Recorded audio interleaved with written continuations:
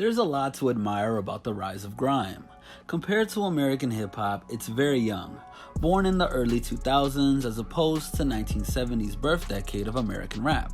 To go from local subculture to the global stage in less than 20 years is impressive, much like the explosion of American hip-hop in the 1990s. While grime is very comparable to hip-hop, it has grown into more of its own genre and less of a subgenre due to its unique sonic influences, captured in the bona fide classic album Boy in the Corner by Dizzee Rascal, which is grime's equivalent to Nas's Illmatic. Among these sonic influences include UK garage and house music, hip-hop, and Afrobeats, and seeing that the majority of grime artists are first and second generation black British men.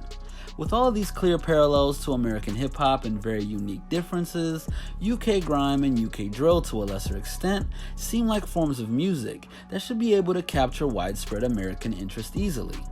But despite Dizzee Rascal's past success, Stefflon Don's mainstream breakthrough, and artists like Skepta, Giggs, and of course Dave receiving huge American cosigns and achieving solo success in the UK, British rappers simply aren't catching on in the United States.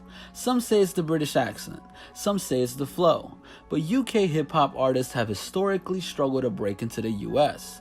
With similar artist demographics, similar narratives, and the same spoken language, why exactly is it that rappers from the UK aren't catching on across the pond? Like most confused issues in hip-hop culture, the answer is not simple or one-dimensional. A number of factors work against the possibility of UK hip-hop artists blowing up in the United States. Generally speaking, the main factors that come up most in this discussion are the tempo of grime, unfamiliarity with UK street culture, and a condescending view of British culture as a whole. Starting with the music itself, grime is produced and performed differently from your standard American rap song. It has also been noted by many sources that the typical grime song is produced with a tempo around 140 beats per minute, or BPM, making instrumentals and flows sound more hurried than the average American rap song, which moves at about 85 to 95 BPM. Quite literally, American hip-hop fans are trying to figure out how to get in rhythm with grime music. Much of grime's musicality is influenced by EDM music, which despite being popular in the States, is a shaky foundation for Americans trying to grasp aggressive British rap music. The fact at which the music moves makes it more difficult for the casual listener to make sense of slang terms they don't know, as well as accents that they're unfamiliar with. This takes us to the next issue with the UK-US crossover, the gap in cultural understanding. No matter where you are in the world, a fan of hip-hop is expected to understand American culture in order to make sense of hip-hop's most important works. American slang terms like dog, lick, 12, snow, and strap are required knowledge. Knowing Biggie and Diddy are from New York and Pac and Sugar from California is required knowledge. British street culture, on the other hand, is not a globally dominant code.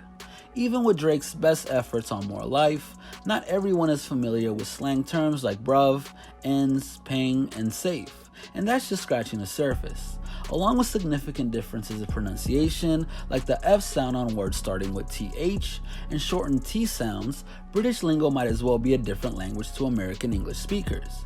The UK's geography is also unknown to most Americans, as the difference between places such as Tottenham, Croydon, and Bow wouldn't make sense the way it would if you described an artist as an Atlanta rapper or a Bay Area rapper. British street culture's irrelevance to American hip-hop fans makes bridging the gap challenging when it comes to grime and UK drill. Without enough context and knowledge, music as lyric and story-based as grime can never quite connect with foreign audiences. That is an important point to make considering the success of Latin pop and trap music in the United States. While many of today's most popular Latin American artists such as Bad Bunny, J Balvin, and Luis Fonsi perform most of their music in Spanish, there's enough of a cultural bridge for Americans to get over the language barrier. From the more familiar 85 to 95 BPM range, the huge Spanish-speaking populations in major cities, and club-ready danceability, Latin trap and pop have enjoyed massive success in the United States despite the language barrier because more of its sound and culture is familiar to Americans.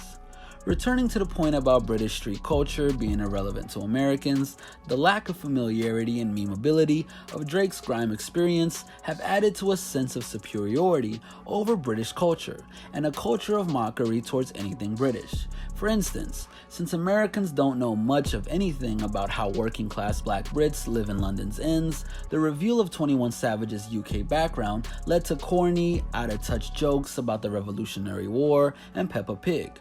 That's as absurd as invoking Paul Revere and Bob the Builder to mock a rapper revealing that he was born in the States.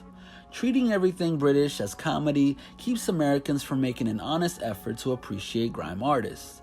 It's this condescending treatment that made the single Man's Not Hot a viral sensation in 2017. Big Shaq, formerly known as Roadman Shaq, is a parody roadman rapper played by British comedian Michael DePauw. Big Shaq is a comedic character representing the roadman or British street aesthetic, as well as a struggling grime artist on the come-up. The now classic viral track Man's Not Hot, full of UK street lingo and cheeky banter over snappy aggressive drums, was beloved around the world and taken more seriously by American fans than any major grime release of that year, including Giggs and Skepta's features on Drake's More Life and Stormzy's widely acclaimed debut album Gang Signs and Prayer. The success of Man's Not Hot said a lot about Americans' current collective attitude towards British hip-hop culture.